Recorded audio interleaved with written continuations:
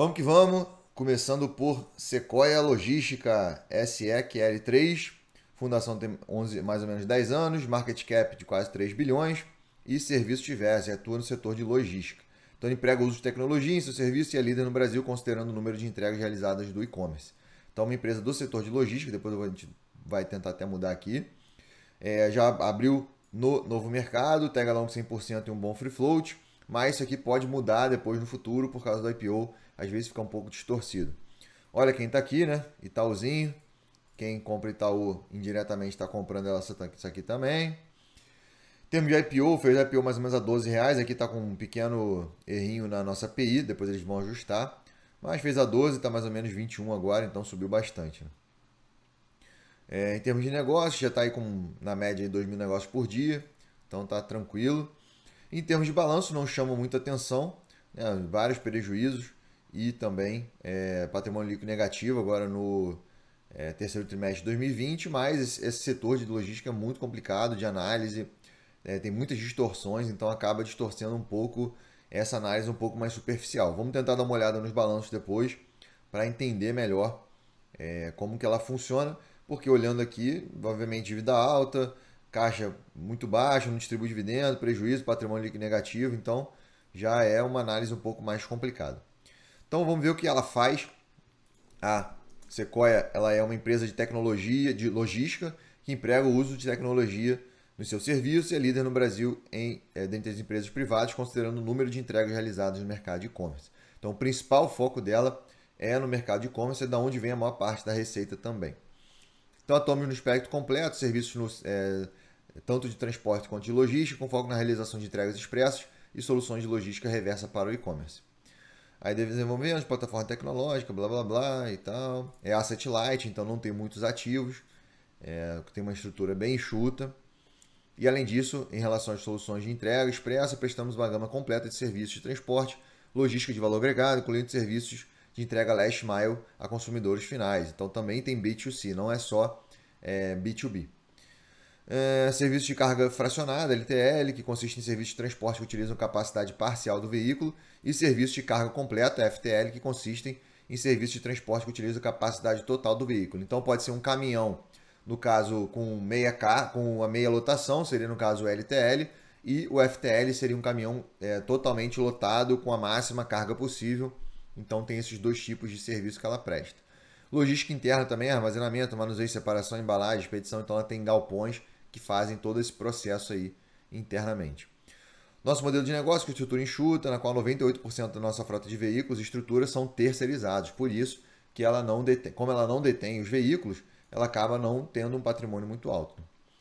Conforme o caso, nos confere flexibilidade operacional, reduzindo o volume de despesas de capital necessárias para conduzir as operações. Isso é legal porque se ela tiver com uma demanda muito menor, ela acaba deixando de lado a contratação de novos terceirizados e com isso ela consegue enxugar as despesas rapidamente. Também desenvolve uma plataforma tecnológica e tal, escalável, com o crescimento do mercado brasileiro de e-commerce, permite ser uma operadora logística enxuta, blá blá blá. Aí o modelo de negócio está aqui, né? A maior parte é entrega expressa, B2C, e B2B, que é business to business, e business to consumer. Então, são empresas para consumidores, normalmente pessoas físicas, e empresas para empresas, tá? Além desses serviços de logística que ela falou.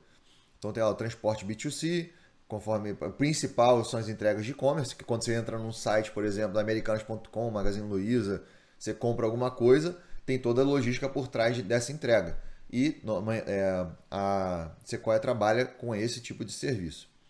Aí tem entregas expressas, 24 horas, entregas padrão, alguns dias úteis, entregas no mesmo dia, isso é muito interessante, está crescendo muito, principalmente em Rio de Janeiro e São Paulo, que são os principais centros aí de logística no país hoje. Logística reversa, entregas múltiplas. Então, o que ela inclui para poder fazer todo esse processo aqui? 226 hubs e 228 bases operacionais, 23 bases alugadas operadas diretamente, 25 terceirizados, 205 terceirizados, utilizados nos serviços de transporte B2B e B2C.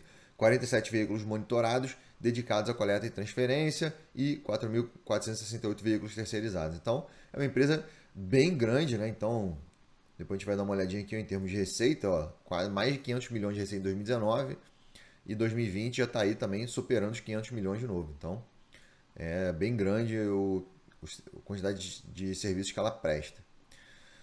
Aí no caso do B2B, tem os serviços lá de FTL e LTL, conforme eu falei, meia carga e carga total dos veículos, entregas a lojas, shopping centers, franquias. Então é muito focados em empresas para empresas, normalmente mercadorias para fornecedores, entregando mercadorias em lojas, normalmente em shoppings ou lojas de rua. Logística reversa, field services e uma extensa rede de parceiros comerciais com o nosso segmento de transporte B2B. Então já deu para entender um pouquinho sobre o que ela faz. Além disso tudo, desse serviço de entrega, ela também tem o serviço de logística. Tem a operação de recebimento, da entrega, transbordo, armazenamento. Aí também tem o serviço de montagem, instalação, reparos e outros serviços, embalagem também. Então o principal centro de distribuição está localizado a 20 km do centro de São Paulo, por isso que permite aí, no município de Imbu, isso que permite aí as entregas serem cada vez mais rápidas, né? Principalmente São Paulo e Rio de Janeiro. Mas se pegar aí norte, nordeste, centro-oeste, acaba sendo um pouco prejudicado.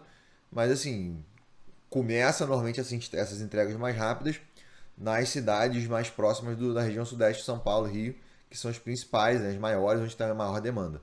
Depois ela pode ir expandindo para outras regiões do país. Então, é mais ou menos essa forma que ela ganha dinheiro.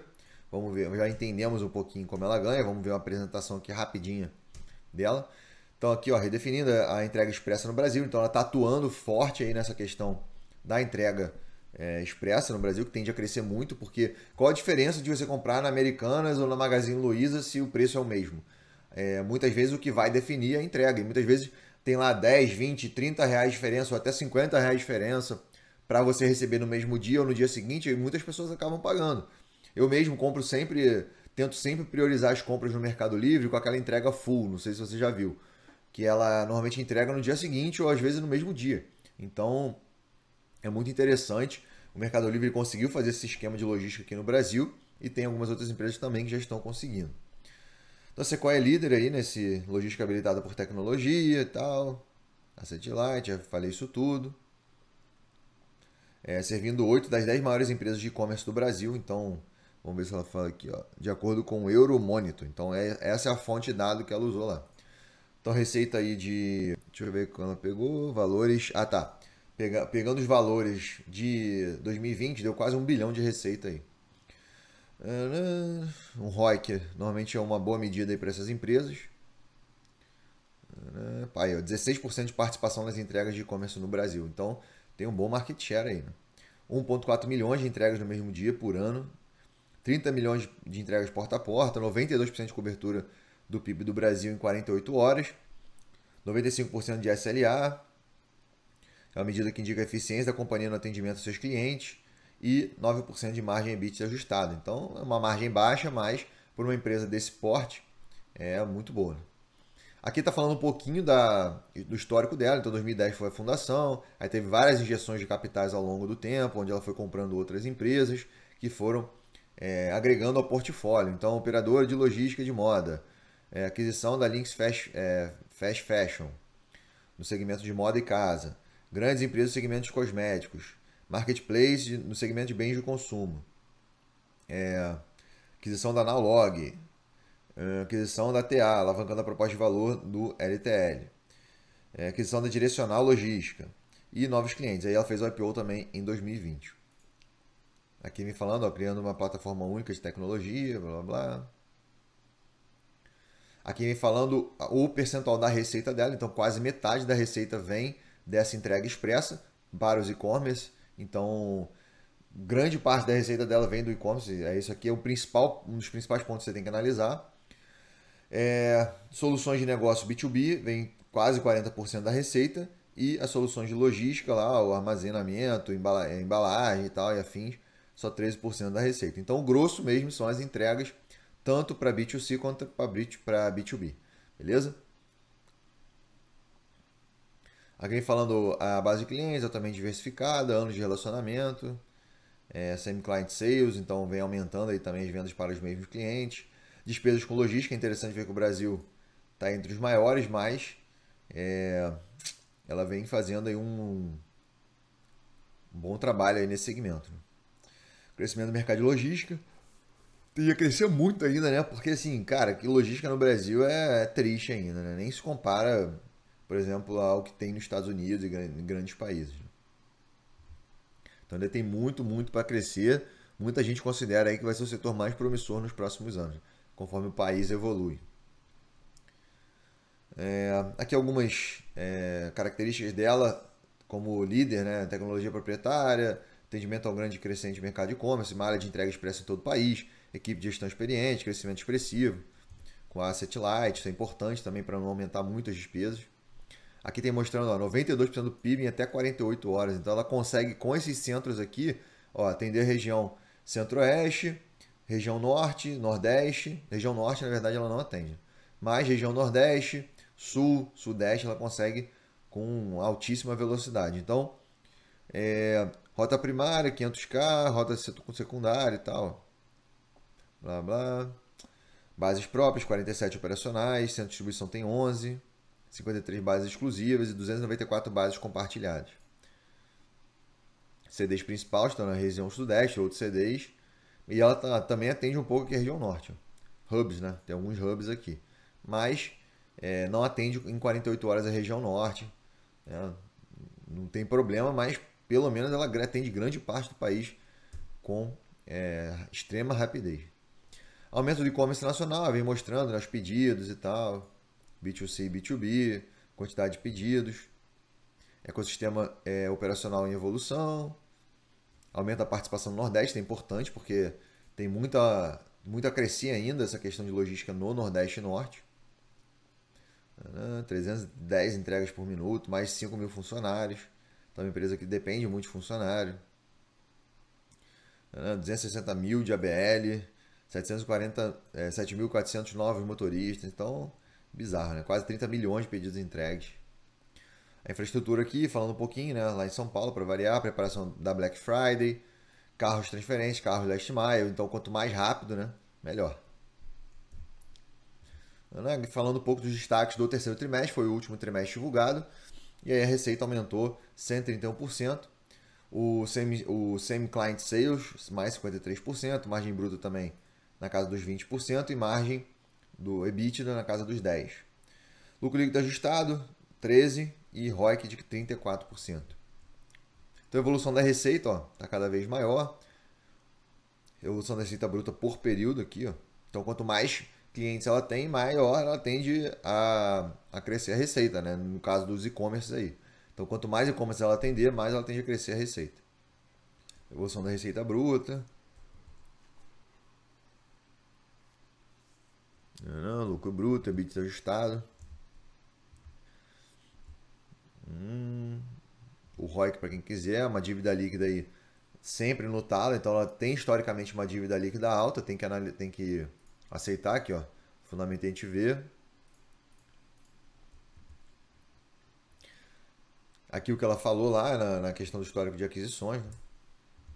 E as considerações finais, focando aí um futuro promissor, né? Fortalecer a liderança no segmento de e-commerce, aumentar a participação do share, o off-wallet por meio de inovação de produtos, ampliação da oferta de serviços, aumento da eficiência operacional. Isso aqui é muito importante para conseguir aumentar a margem.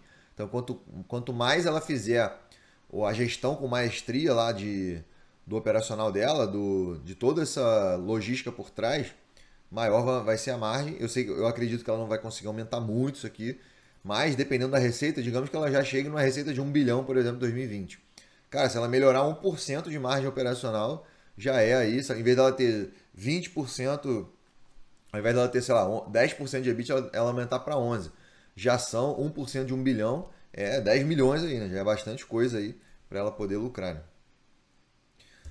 Continuidade na estratégia e por aí vai. E aqui mostrando um pouquinho do EBITDA, mostrando o porquê teve esse aumento.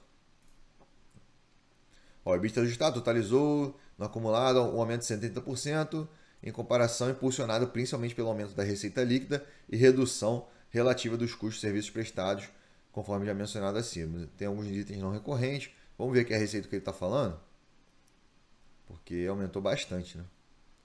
Vamos ver se ele diz aqui a quantidade de pedidos. Também foi por causa da pandemia, né? Aumentou muito aí ela acabou sendo beneficiada, né? Receita bruta totalizou, blá blá blá. Está falando aqui. Vamos ver. Eu acredito que foi por causa Aqui, ó, entre os principais aspectos que compõem o crescimento, destacamos o crescimento do segmento B2C, positivamente impactado pelo crescimento do mercado nacional de vendas digitais e fechamento de novos contratos, positivamente impactado por sinergias comerciais entre Sequoia e a recente adquiridas. Então, além dessas aquisições que ela fez, ela ainda foi beneficiada pelo aumento do e-commerce na pandemia. Então, foi algo bem que ajudou bastante o resultado de 2020 da empresa. Ela foi, como é que é? Antifrágil, né? Como dizem aí. Quando estava a maioria desesperada, ela estava aí crescendo bastante. O lucro veio até acima também do ajustado, ó. Aumentou quase 200% aí o lucro.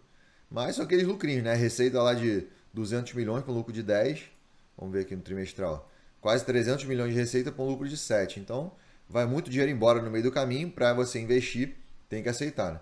E quase 50% de D&A em relação a EBITDA. Então, isso acaba diminuindo bastante também o lucro líquido, né?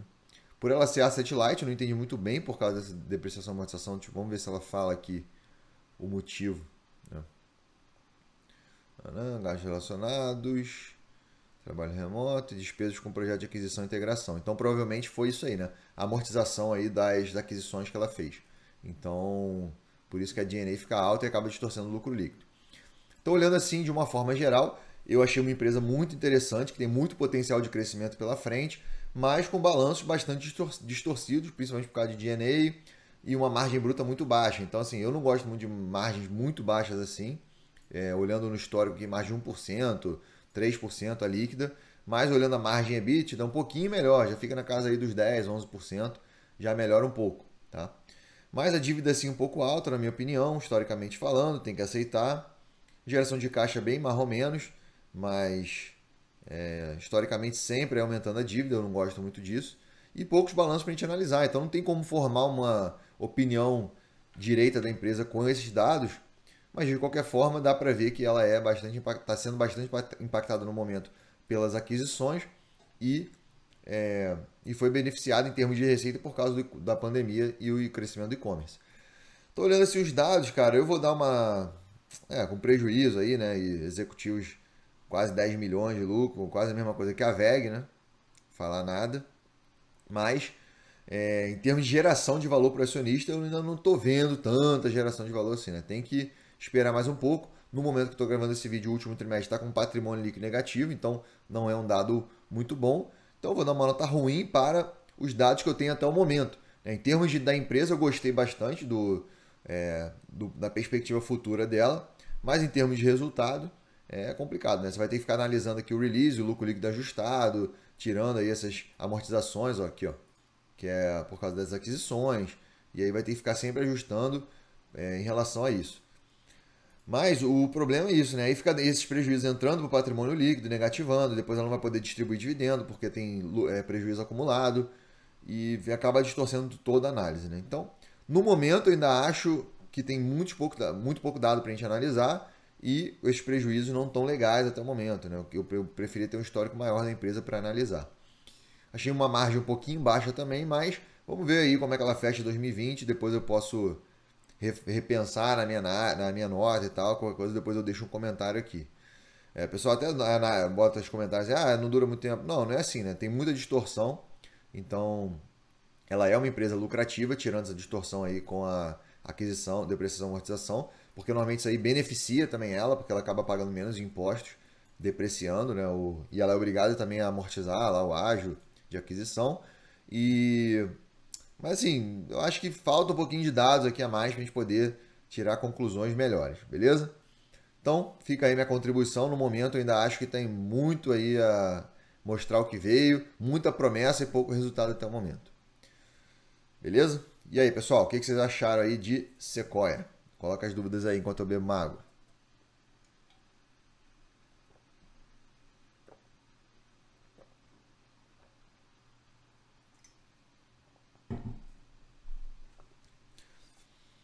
Normalmente eu não libero para voltar, para ficar todo mundo na mesma página. Agora eu acabei e aí vem as perguntas relacionadas à empresa. Beleza? O problema não é geradora de caixa. Tem 3 anos de balanço aqui. Aí aqui no 2020, 2 negativos, um positivo. É complicado, né? Tem várias empresas de logística aqui, né? Vamos dar uma olhadinha no fundamento aí se tem alguma coisa. Não lembro, depois a gente pode mudar aqui. Ó, logística, ferroviário, logística. Aí, Rumo, Cosan, JSL, Santos.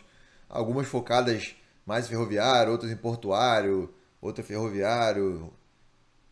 Então, assim, no, acho que no caso dela mais a Tegma aqui, né?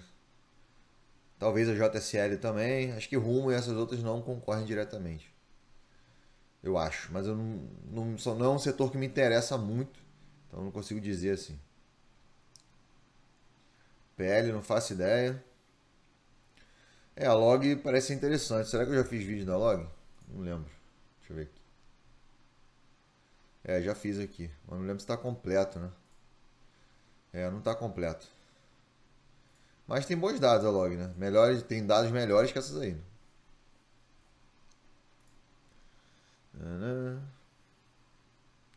Eu acho que tem que esperar mais um pouco aí, mostrar o que veio, continuar acompanhando. Eu acho que é um mercado bem promissor, mas sei lá. A IPO é aquilo, conforme eu falei, podemos estudar, mas continuamos sem muitos dados para analisar.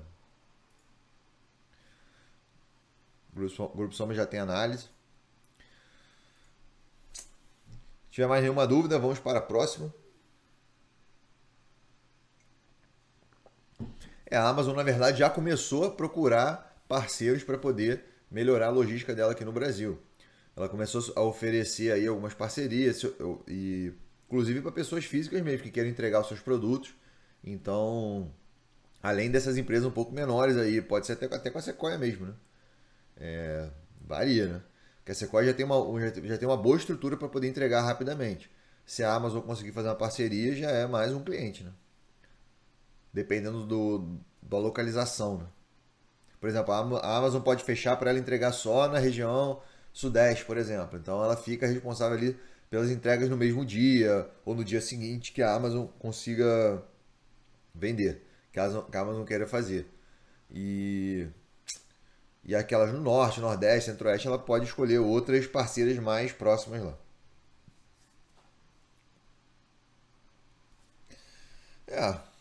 Mas já vi que é uma empresa que tem que analisar um pouco diferente.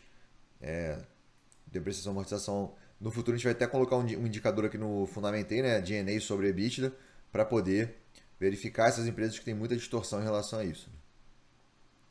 Beleza? Eu não achei triste não, achei bem interessante, mas com poucos dados, pouco histórico e muitos prejuízozinhos, aí fica essa remuneração alta com prejuízo, patrimônio negativo. Eu acho que no momento tá ruim de analisar. Essa é a minha análise, entendeu? É isso. Mas vamos acompanhando aí, né? Vamos ver. Beleza?